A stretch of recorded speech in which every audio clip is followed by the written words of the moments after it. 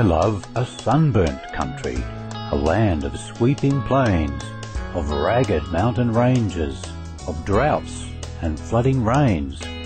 I love her far horizons, I love her jewel sea, her beauty and her terror, the wide brown land for me. That was a popular stanza excerpted from My Country, one of the best-known works of poetry in Australia by Dorothea McKellar, which perfectly captures the natural beauty and the heart and spirit of Australia. Awe-inspiring, surreal, breathtaking. These are words that are used to describe the Australian land and its coastline. The Great Barrier Reef, located in the Coral Sea off the northeast coastline, is the largest natural feature on Earth, stretching more than 2,300 kilometres. The Australian outback, with its spectacular scenery and primal mythology, has long been revered as one of the most beautiful places on Earth. Heading further inland to Australia's Red Centre, Ayers Rock or Uluru, a giant sandstone monolith, is a spectacular sight which changes colour according to the position of the sun. The massive rock domes date back 500 million years and are rich in indigenous artwork and lore. Australians have a warm, light-hearted and generous nature. Anywhere you go, you'll be greeted with a friendly, "G'day, mate." It's comforting to know that you have 20 million friends who will always be there if needed. And now, please join us on Words of Wisdom today for an insightful lecture entitled How Suffering Can Lead Us to Happiness, delivered by Supreme Master Ching Hai in Sydney, Australia on March 16, 1993. Supreme Master Ching Hai's lectures are not a complete meditation instruction. Please do not try alone. For free of charge guidance, please visit www.godsdirectcontact.org or contact any of our centres near you. The kingdom of God is not something that is very far away in heaven. It is here right now. And we have them all within ourselves. We only have to unlock it and use it every day. And then we will see how better a person we become, how wise, how loving, and how satisfied a person we will become. Of course, the spiritual attainment is not measured in material sense or value, but it is just the frustrating inability of anyone to express a greater value of insight. We have to start somewhere. Because most of people will ask me, what is the use of practice meditation, of getting enlightenment at all? If we're not enlightened, is that all right or not? Yes, it is all right. It is very, very much all right. But look at our world. Is it absolutely all right? If the answer is no, that means we're lacking something despite all our material comfort or the scientific invention. Our world is probably all right in some part, perhaps in Australia, but not all right in many other parts. And why? It is because of lack of wisdom. It is because we cling to our small little knowledge and trying to do things to conquer the world with this little knowledge that we have. Should we have access to the whole wisdom, which is incredible, absolutely unimaginable, then we would do things in the better way. And the world would have become long ago a paradise. Perhaps even better than the life we have in Australia right now.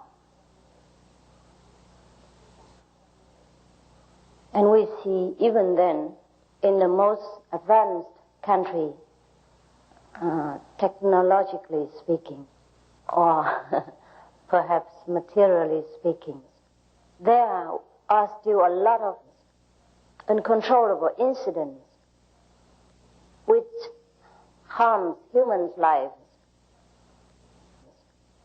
You see, when I was on the way to you in this theater, one of my fellow practitioners in Kuan method, she drove me in her car. And she was thanking me, I don't know why, for helping her to buy this car in just 5 minutes, whereby she searched about half a year before and couldn't buy it. Every time somebody took it away. But this time she succeeded. And she thought because she prayed to me, I said, well, it is all your spiritual merit. It had nothing to do with me, but she couldn't believe it. It's all right. Rest as it is. But I said, why did you have to buy a new car? She said, because the car was stolen. I said, what? In Australia? You got somebody stole your car? I can't believe it. I thought this economic situation in Australia is very stable. I was so shocked to hear it. But she said, it's true. They steal it sometimes. All right. Why do people steal? Even in such a very stable country where even the poor got looked after. No one going to be starved on the street, really, in Australia, right? You have social security benefit, right, for the non-employee, is that right? Yeah, should be, yes. In many countries are like that, in England, France, or Germany also. You get social security money when you are temporarily out of work or without any means to support yourself while you're sick or something. It's very secured. But why do people steal, I think, steal cars and things like that? It is not only because of the car itself. It was an old car anyhow. It was an old car only. It wasn't the car. It wasn't the desire to steal that is to blame. It was the dissatisfaction in the heart of any human who does that thing. Because he's not contented to accept the way his life is or what God has meant to give him. Dissatisfaction. Why dissatisfaction? Because an unenlightened mind is a very unsatisfied mind. Even if that person were given a better car, he might not stop there. He might want another car, or next an aeroplane. It is because we are unsatisfied with ourselves. We do not know the source of all richness, of all power. So we want this and that and others, even when it's not very necessary. Why we want these things? It is because we have been in glory, in freedom, in richness before, in heaven, before we descended into this lowly stage of thinking that we are just a human being, that we have no power, that we don't know anything, that it is very difficult to attain heaven. But I can assure you that even then, even now, we still can attain heaven. And very quickly, fast, and right here, right where we live. We don't need to go to Himalaya, even though I did. But it was not necessary for anyone to do that. I was probably destined to do so. You see, many people have different ideas about asceticism. They think if we forsake the whole world and family and go into a cave and meditate in the Himalaya, then they will attain freedom. It's not true. It's not true. I did that just because God wanted me to do that. So that I can tell you that it's not necessary to do that. Otherwise, you would not believe me. Probably you say, oh, you can't do it yourself. You're afraid of the Himalaya cold, therefore you tell us not to go because you yourself can't do it. You don't have any experience. But I had this experience in order to tell you that it was absolutely not necessary. No one needs to do anything at all. We can just stay right where we are and do what we do now and attain our greatness inside. And then we will still live on earth, but we live in heaven at the same time. We discharge our social responsibilities, but we have no desire for the reward. And we have no attachment to the possession that we have or not have. We will have no desire for the neighbor's things, or wives or husbands. Then actually, the so-called precepts will just become very natural way of life for us, and it's not a precept anymore. These precepts are only guidelines while we were still unable to control our mind. But once we are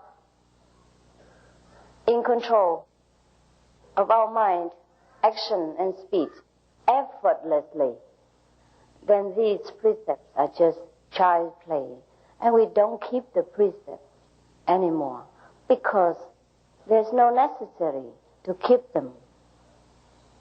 We don't do anything that is not precepted anyhow. And even then, if we do, we know why. And we do not torment ourselves with the self-inflict guilt that was not necessary in that place, in that instant. But before we can do everything effortlessly, we must attain the state of understanding, of knowing the will of God, knowing the plan of the universe, that at which moment we should do what and why.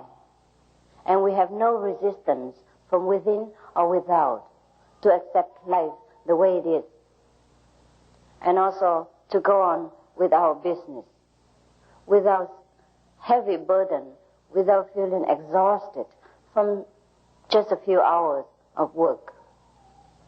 And then, even then, if we work a few hours a day, the effectiveness would be much more than before. We put a lot of effort in and we couldn't do much.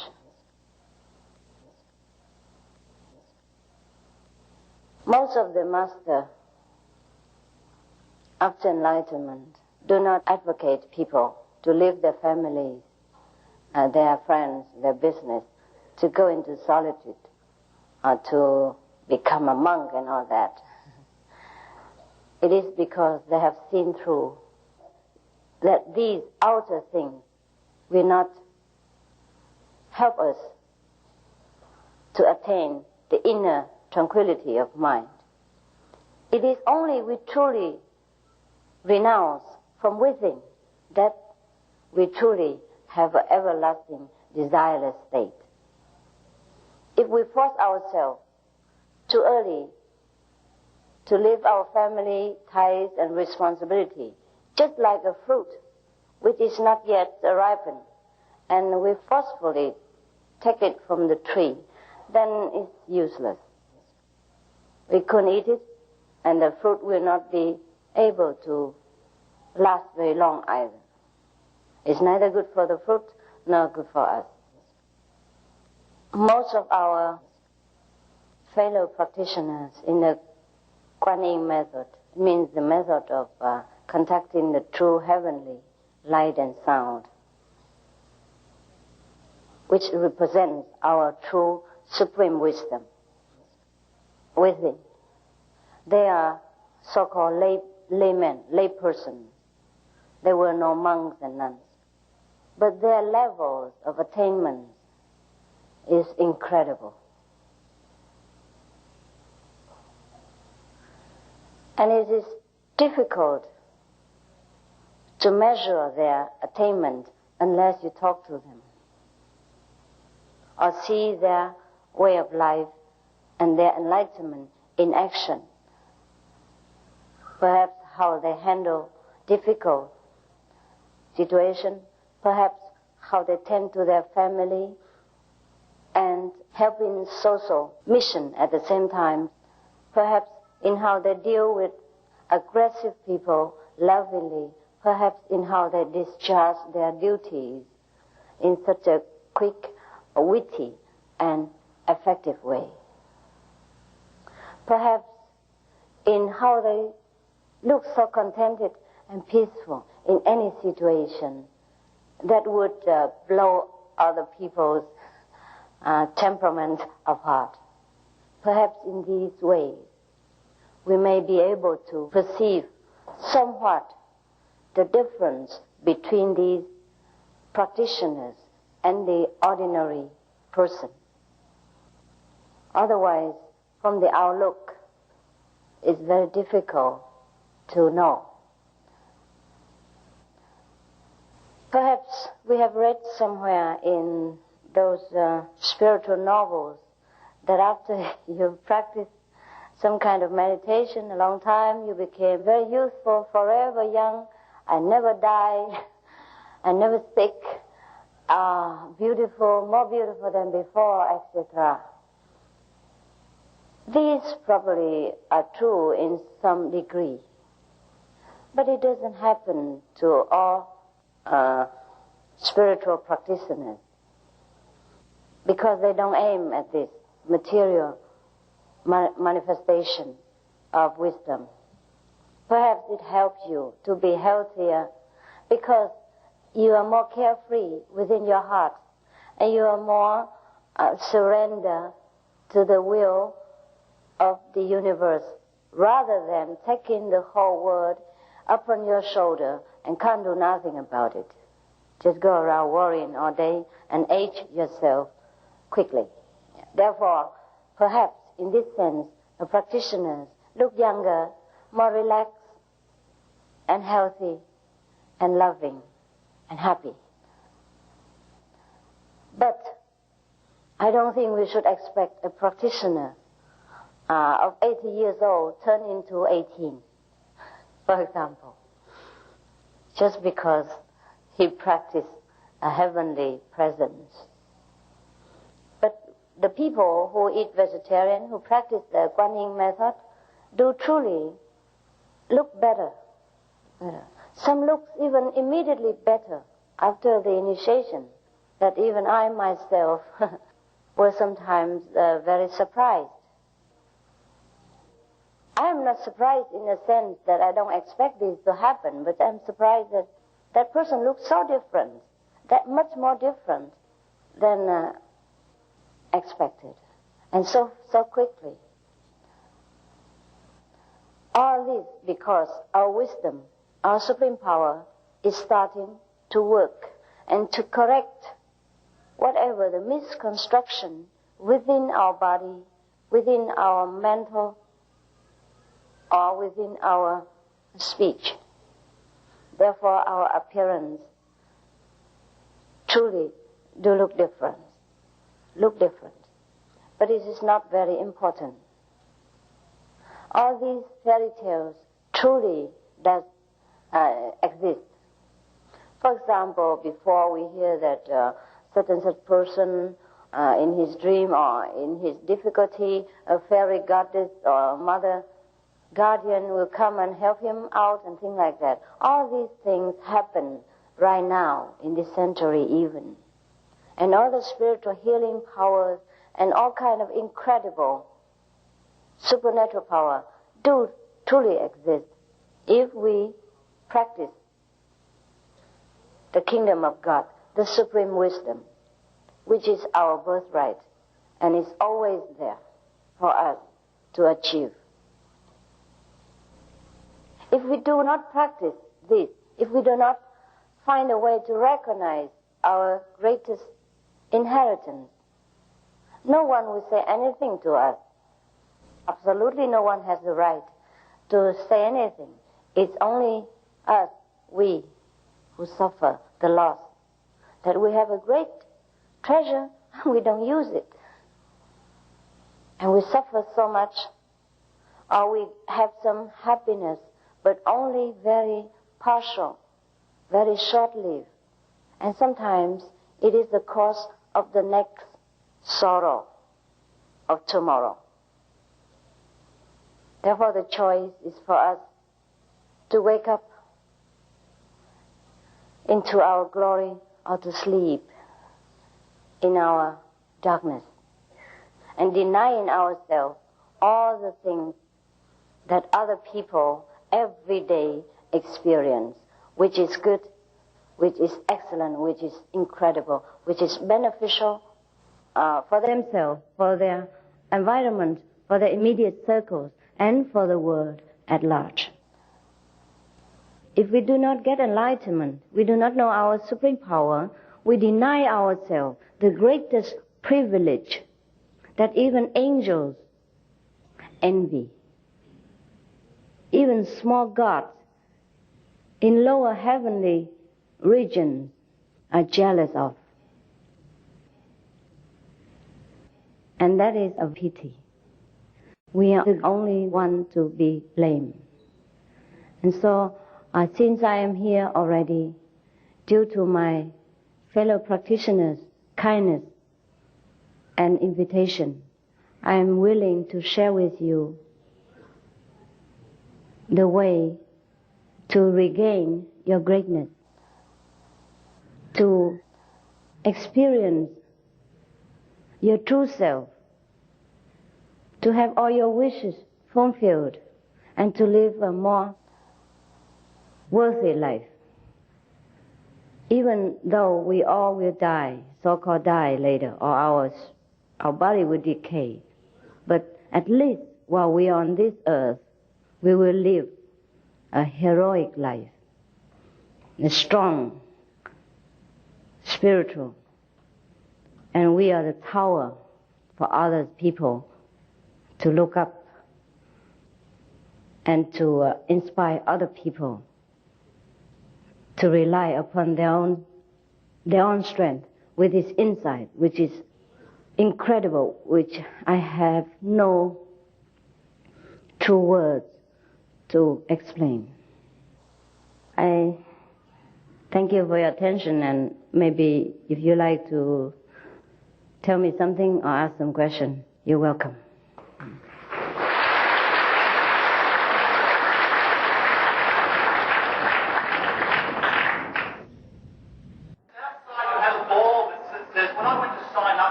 You can be enlightened with eating meat as well. But the point is to keep it. To keep the enlightenment state and to be faster, you better be vegetarian. Should you attain the height of Jesus' enlightenment, you may eat anything you wish. But we are students yet.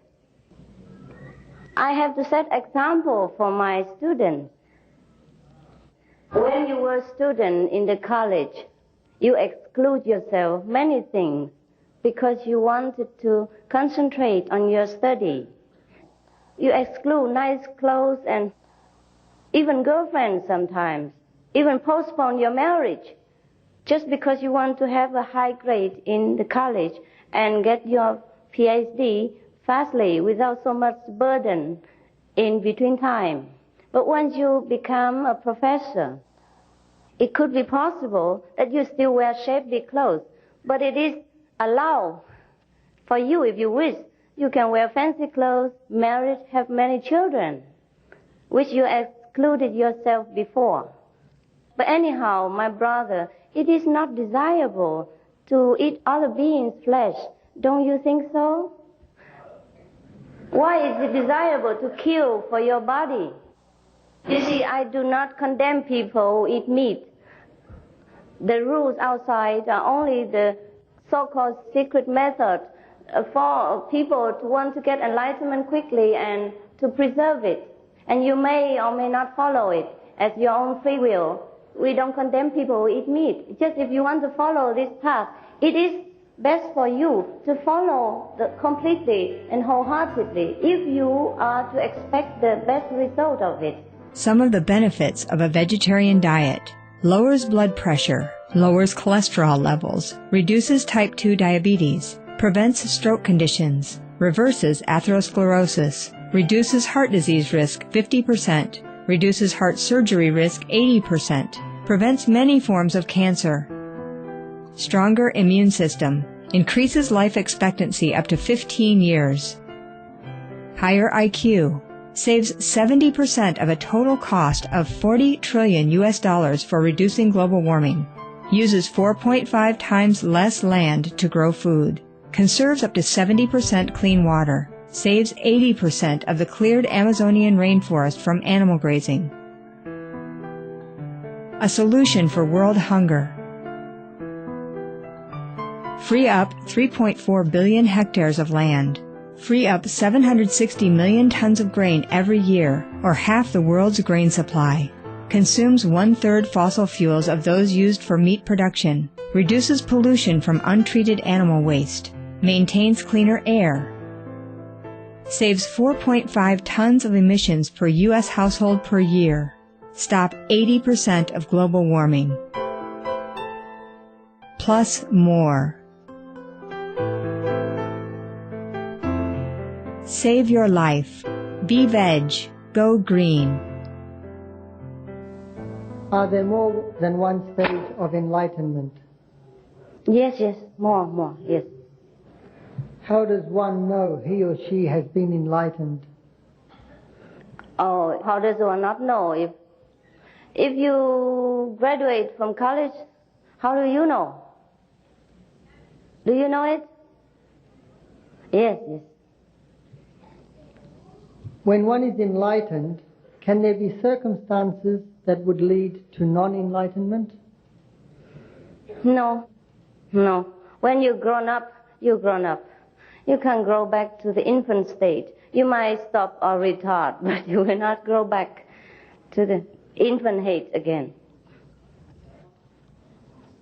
Can you tell us of love? No. I can't. Why? Because these things are not to be told in language. Suppose you love your wife. How can you describe that love? You can only know it between each other. To the outsider, it means nothing. Doesn't matter how you explain it. With respect, we would like you to explain about reincarnation. Reincarnation is supposed to be for some so-called non-enlightened state of mind which seek to fulfill the pleasures, the desires which that person has not completely fulfilled during his stage of certain kind of being.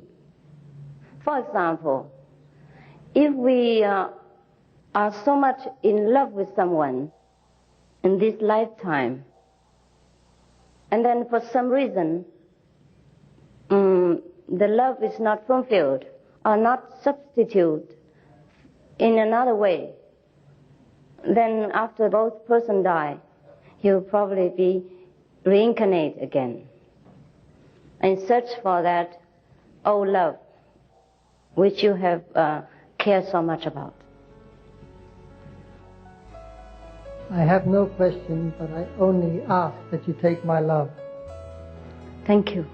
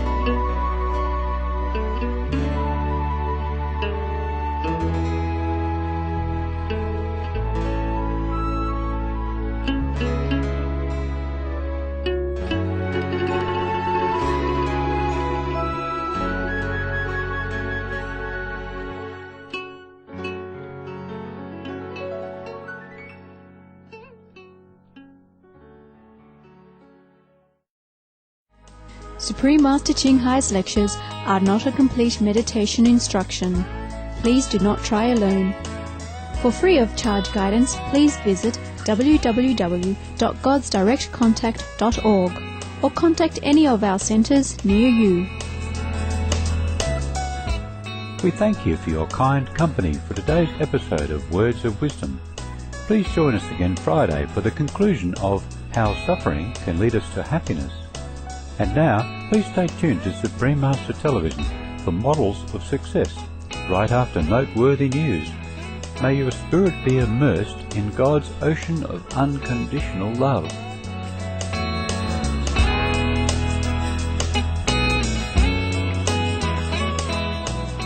For more details, please visit www.suprememastertv.com/WOW.